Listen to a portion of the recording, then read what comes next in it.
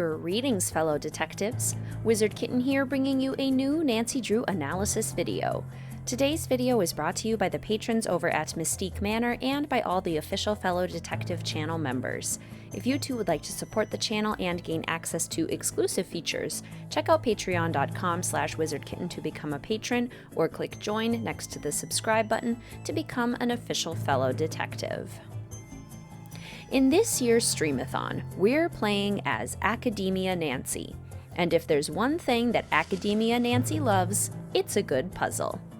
Thankfully, the Nancy Drew series is chock full of puzzles, so Academia Nancy is in no danger of boredom. So today, let's explore the puzzles in the Nancy Drew series, the types of puzzles, how they change throughout the series, the frequency of the puzzles, and so on. This is an official Nancy Drew Puzzles Deep Dive. For the purposes of this video, a puzzle is defined as a distinct task that Nancy needs to solve. This does not involve logical solutions found in the environment, for example, using the gum and wand to get the gear in the final scene. And it does not involve finding a password, for example, being told the archive's passwords in The Silent Spy. The exception to this rule is when Nancy has to make some sort of logical deduction or follow an additional step for a password, such as deciphering the written code to unlock the cabin in White Wolf of Icicle Creek. Furthermore, puzzles are not mini-games like Barnacle Blast in the Haunted Carousel or Raid in the Captive Curse. More on mini-games in a future video. If a puzzle appears more than once in a game, it is only counted once, since the mechanics are essentially the same. For example, the pipe connecting puzzles in Last Train to Blue Moon Canyon count only as one jigsaw-type puzzle, since the objective is to get all of the pieces into the correct place with the correct orientation. All of the mousetrap puzzles in Trail of the Twister only count as one navigation-type puzzle, because the mechanics for moving the mice around is always the same. And the final consideration is that my puzzle counting numbers are as close as accurate as I could get them. I went through each game twice and tried to count up all of the puzzles using my parameters, but it is entirely possible that I over or undercalculated for some games. Please remember that these numbers are approximations, and I did the very best that I could. Now let's deep dive into the puzzles, starting with all the different kinds of puzzles in the Nancy Drew series. First, slider puzzles. Slider puzzles are a type of puzzle that includes several individual pieces, usually in a square formation, that are out of order. To get the pieces in order, detectives must slide around the pieces without the ability to pick them up and rotate them like in a jigsaw puzzle. This puzzle can be seen in games like Message in a Haunted Mansion on the Phoenix box and in Haunting of Castle Malloy on the front gates of the grounds. Slider puzzles only show up about 5 times in the series, so they definitely are not as common as others. Next, jigsaw puzzles. Jigsaw puzzles are a puzzle that require individual pieces to be picked up, rotated, and combined back together to form a complete image. For the purposes of this analysis, a jigsaw puzzle can be a literal jigsaw puzzle, like the one in Curse of Blackmore Manor, a puzzle that behaves like a jigsaw puzzle in a physical space, like assembling the pipes in Danger on Deception Island, or a puzzle with individual pieces that connect in a defined shape, but unlike traditional puzzle pieces, like connecting the triangle pieces in Labyrinth of Lies. With this broader definition, this is the third most common puzzle type in the series, with about 43 different iterations. Next, logic puzzles. The solutions for all logic puzzles are different, but the process for finding the solution must require deduction. Deduction refers to taking a series of clues and often using process of elimination to eventually determine how the information goes together. For example, logic is required to deduce how to arrange the pies correctly in Secret of the Old Clock based on the provided information. Similarly, one must deduce how to correctly arrange bento in Shadow at the Water's Edge, since only pieces of information are provided. This is the second most common puzzle type in the series, likely because of its flexibility and ability to fit in basically any setting, with about 53 different iterations. Next, miscellaneous puzzle boxes. These are relatively popular in the Nancy Drew series with about 12 different types, and work well in a mystery series game since the mechanics do not actually have to be created. Miscellaneous puzzle boxes are a box or container that holds a secret that can only be unlocked when a specific solution is entered. To be included in this category, the solution or puzzle type must be unable to fit into any other puzzle type. This includes puzzle boxes such as Miwako's puzzle box in Shadow at the Water's Edge and Colin's Chinese symbol puzzle box in Phantom of Venice. Next, deciphering a code. This puzzle type has been scattered throughout the series and is one of the more popular types with about 22 versions total. To count as a code deciphering puzzle, the solution must be a series of letters only revealed by cracking a code or pattern. For example, in Tomb of the Lost Queen, Nancy deciphers the hieroglyphics by translating the individual pictures into letters. Similarly, in Ransom of the Seven Ships, Nancy takes a nonsensical code and transforms it into English by determining the pattern. Next, riddles. To count as riddles, Nancy must discover the answer on her own through deductive reasoning and critical thinking. She does this in Stay Tuned for Danger to encourage Millie to allow her into the prop room, and in Secret of the Old Clock to convince Richard Topham that her brainwaves are perfectly fine, thank you very much. Riddles in their purest form are not used all that often in the series, with only about 5 different versions. Next, the Tower of Hanoi. This puzzle may have other names, but I have always known it by this name. Essentially, the idea is that a series of rings begins on one peg and must be moved one at a time to a third peg. The trick is that larger rings can never be on top of smaller rings. This is a particular kind of logic puzzle and is only seen twice in the series, once in Stay Tuned for Danger in the prop room, and once in Haunting of Castle Malloy in the library. Next, memory puzzles. Memory puzzles require detectives to remember the order of placement of individual pieces and then either find pairs in the correct order or replicate the order of a pattern. These can be simple memory card games where pieces are flipped over one at a time and only removed when pairs are found simultaneously, or can involve memorizing a sequence of events and replaying them back in the correct sequence. Memory puzzles can also be those that require correctly remembering a fact to make matches. A standard memory puzzle can be found in Curse of Blackmore Manor when playing games with Jane. A sequence memory puzzle can be found in The Deadly Device when attempting to open up the candy cabinet in Nico's office. Finally, a memory matching puzzle can be found in Secret of the Scarlet Hand when Nancy must correctly remember and match glyphs to their meanings. This is another fairly common puzzle, with about 21 different iterations. Next, tangrams. Tangrams are a special kind of jigsaw puzzle that requires fitting individual geometric pieces into a defined space to make a picture. They only show up about 4 times in the series, including in Message in a Haunted Mansion in the dining room and in Ghost of Thornton Hall on the coffins. Next, flip puzzles. These are a unique logic puzzle where all pieces of a board must be flipped over to the opposite side. The trick is that each piece adjacent to the one that flips also turns over, so detectives have to plan out the order effectively. Sometimes these puzzles function for power and sometimes as a lock mechanism. There are about 5 unique versions of these across the series, such as the electricity version in The Deadly Device and the puzzle box version of Trapper Dan's Pyramid in White Wolf of Icicle Creek. Next, navigation puzzles. This puzzle encompasses 2 main types. The first type is much more common early on in the series and involves Nancy needing to slide pieces out of the way so she can navigate a target piece to its intended location.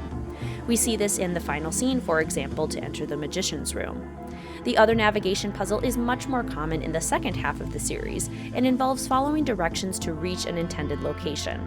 For example, detectives must successfully navigate the underground tunnels in Alibi and Ashes according to their directions. While the mechanisms behind both these puzzles are different, I combined them for the count since the objective is essentially the same: reach intended location. With these parameters, there are about 37 different navigation puzzles, a common puzzle type in the series. Next, organization puzzles. This is another puzzle type that has two different but similar versions that are both concentrated in different halves in the series. Early on in the series, we mostly see the version where something is out of order and needs to be organized into a case or container. For example, in Danger on Deception Island, detectives must place all the books back in the shelf for Katie after her boat is vandalized. The second organization puzzle involves organizing physical items in a space to accomplish a goal. For example, in Alibi and Ashes, Nancy must organize items in a vertical stack to escape the burning old town hall. Total, there are about 18 of these two different kinds of organization puzzles throughout the series. Next, cooking puzzles, a personal favorite of mine. To be considered a cooking puzzle, Nancy needs to follow instructions and combine ingredients to create something new, usually food. There are about 15 of these kinds of puzzles across the series, like the coffee puzzle in Mystery of the Seven Keys or the snack shop in Warnings at Waverly Academy. Next, mazes. A maze is a labyrinth that must be navigated from beginning to end. We see about 12 of these across the series, including Lewis's computer unlocking feature in Message in a Haunted Mansion, and physically navigable mazes like the submerged tunnels in Danger by Design. Next, math puzzles. The solutions for this type of puzzle must somehow involve math. Rather self-explanatory, I suppose. We see about 15 of these across the series, including the weight unlocking puzzles in Last Train to Blue Moon Canyon and the safe decoding puzzle in Mystery of the Seven Keys. Next, you know it, you love it, the original Sudoku. Sudoku puzzles are traditionally a series of 9 squares divided into grids where each square, row, and column must include all numbers 1 through 9 without repeating. This puzzle appears in its original form in the series, like in Shadow at the Water's Edge, and in more unique versions, like the triangle-type Sudoku in Sea of Darkness. In total, there are about 4 different Sudoku versions across the series. Next, lockpick puzzles. I thought these were more common for some reason, but they only show up 4 times in the series. In all versions, Nancy picks a lock using either a bobby pin or a lock-picking kit. We see this in Phantom of Venice, Alibi in Ashes, Midnight in Salem, and Mystery of the Seven Keys. Next, finding puzzles. This type of puzzle is essentially a scavenger hunt in which detectives must find a set of particular items. We see this type of puzzle about 39 times in the series, making it pretty popular. Some good examples are the Critter Hunt in Ghost Dogs of Moon Lake or the Ghost Hunt in Curse of Blackmore Manor. Next, combination puzzles.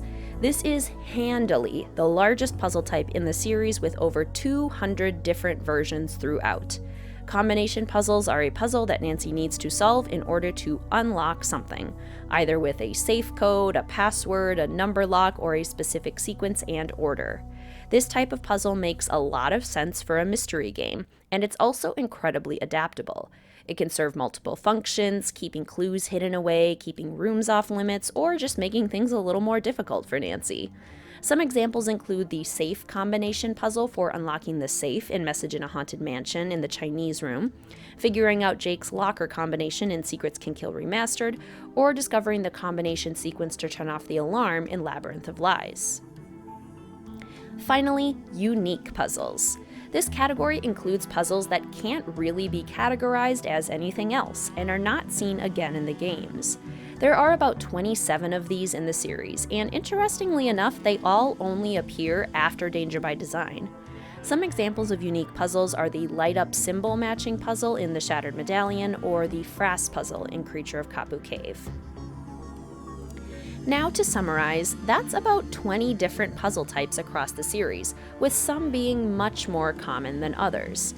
It's interesting to note that some puzzle types seem to naturally lend themselves to a mystery PC game, such as jigsaw puzzles, logic puzzles, and combination puzzles, while others have to be used more purposefully and specifically in order to work well, such as Tangrams or Towers of Hanoi. Chronologically, it's interesting to note that a handful of puzzles didn't start to appear until later in the series. We don't get our first math puzzle until Last Train to Blue Moon Canyon, our first unique puzzle until Danger by Design, our first Sudoku-type puzzle until Creature of Kapu Cave, or our first lockpick puzzle until Phantom of Venice. Similarly, there are some puzzle types that seemed to lose favor as the games progressed. Riddles and tangrams were last used in Ghost of Thornton Hall, flip puzzles and memory puzzles were last used in The Deadly Device, and miscellaneous puzzle boxes stopped appearing after Shadow at the Water's Edge. Now that we've thoroughly discussed the different puzzle types, let's talk for a moment about how the frequency and variety of puzzles changed throughout the series. The early classical era saw the smallest number of total unique puzzles, including only between 5 to 11 depending on the game. While these games included a standard puzzle or two, I would say that they, in general, relied more on snooping and exploratory deduction to enhance the mystery.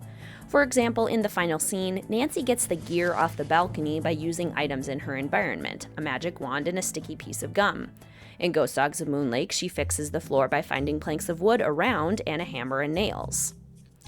Then, starting at Danger on Deception Island and continuing through Danger by Design, the total number of distinct puzzles per game increases dramatically, now averaging between 17 and 24 different puzzles depending on the game.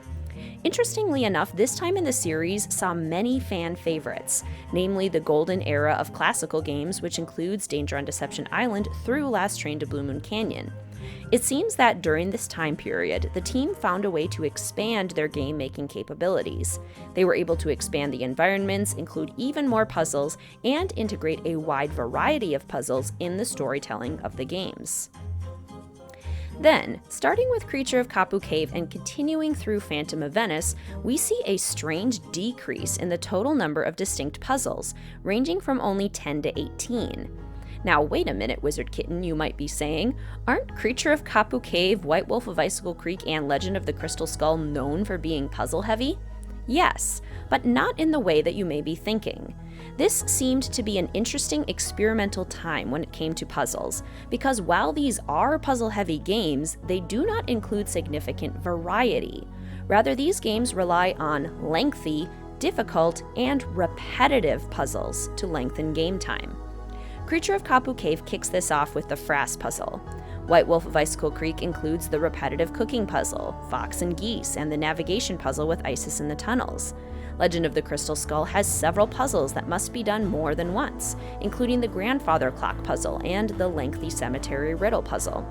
Phantom of Venice just doesn't have a lot of puzzles in general, likely because the Renaissance era of Nancy Drew games was a time of experimentation. The games are all quite different from one another, and the puzzles are no exception. Some of the games are quite puzzle-heavy, such as the next game, Haunting of Castle Malloy, with 24 puzzles, while some are much lighter, like Warnings at Waverly Academy, with only 15. It could be argued that the team was attempting to find the right balance during this time period, which could explain the huge variation. Things start to level out pretty considerably between Tomb of the Lost Queen and the Shattered Medallion. All these games have either 18 or 19 total puzzles, which is quite consistent given the variation of the last dozen games or so. It almost seems like the team had a target number of puzzles that they were aiming for and appear to have achieved. What's also interesting during this time period, though, is that all of these modern-era games are considered pretty puzzle-heavy and lengthy. Though the total number of puzzles isn't ridiculously high, it feels much higher when the complexity and length of the puzzles also increases. Basically, they took the strategy of the early Renaissance, long, complex, repetitive puzzles, and combined it with the strategy of the late classical era, many distinct puzzles, to create some of the longest and most difficult games of the series. This strategy expands even further for the last two games of the modern era, Labyrinth of Lies with 24 total puzzles, and Sea of Darkness with 27 total distinct puzzles, the most of any Nancy Drew game. And then we reach the postmodern era, where things get real strange. The number of total distinct puzzles for Midnight in Salem plummeted to 14, the lowest total seen since Alibi and Ashes, which was already an anomaly for its time period. This was a sharp departure from what the series had been doing in the modern era, and it was remedied in Mystery of the Seven Keys, which returned with about 26 distinct puzzles, the second most in the entire series and firmly in line with Labyrinth of Lies and Sea of Darkness. The team is likely still getting their footing for puzzles in the postmodern era, but I wouldn't be surprised if things continued more on the Mystery of the Seven Keys front as opposed to the Midnight in Salem front. And to conclude, let's look at some superlatives. The 3 games with the fewest distinct total puzzles are likely not much of a surprise. Secrets Can Kill Remastered, which took nearly all of its inspiration from Secrets Can Kill, the first game in the series, Stay Tuned for Danger, and The Final Scene. This includes the first 2 games in the series, likely low in puzzles as the team determined how to structure the games. The Final Scene is the 5th game in the series, but includes fewer puzzles because it relies more heavily on environmental logic as well as exploration and character or phone interaction. On the opposite end, the 2 games with the highest distinct total puzzles are Sea of Darkness and Mystery of the Seven Keys. Third place is a 3-way tie between Labyrinth of Lies, Haunting of Castle Malloy, and Danger by Design. Labyrinth of Lies and Haunting of Castle Malloy make a lot of sense, but Danger by Design might be a bit of a surprise. As far as I can tell, Danger by Design just doesn't have a lot of repeated puzzles, so each time Nancy does something for one of the characters, it's a completely new task. This also makes sense given how many characters there are to give Nancy chores. This video was a lot of fun to make and required some serious data gathering on my end, so I hope you enjoyed it. It's so interesting to see how many different types of puzzles the games include and how they've evolved over time. It's also fascinating to see what distinguishes some of my favorite puzzle-heavy games from my least favorite puzzle-heavy games, namely variety and purpose. But what do you think, fellow detectives? What puzzle types are your favorites, and which do you hate? Do you prefer puzzle-heavy or puzzle-light games? What do you think about how the puzzles evolved over time? Let a Wizard Kitten know in the comment section down below. If you really enjoyed this video, please consider hitting that like button or tipping me for the video with a super thanks next to the download button right beneath the video.